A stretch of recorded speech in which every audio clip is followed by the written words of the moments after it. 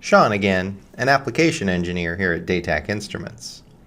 In this tutorial, we'll show you how to acquire temperature and humidity data using a WinDaq Instruments model DI-188 and a Seeed temperature and humidity sensor connected to one of the optional Groveport connectors. Click the link below for instructions on adding your XIAO board to the Arduino IDE search engine.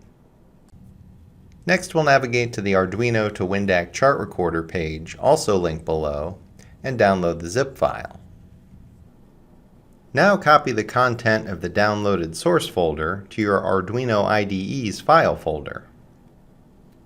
This PC documents Arduino by default.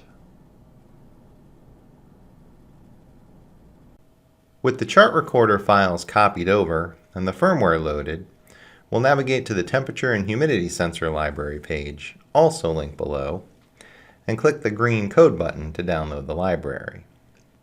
Next, we'll run the Arduino IDE and add the library that we just downloaded.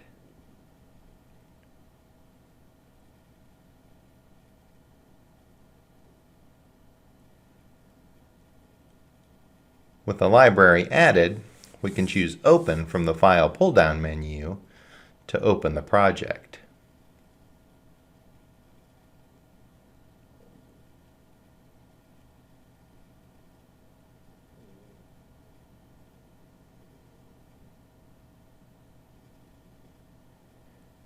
After verifying and uploading the project, we can restart the DI-188,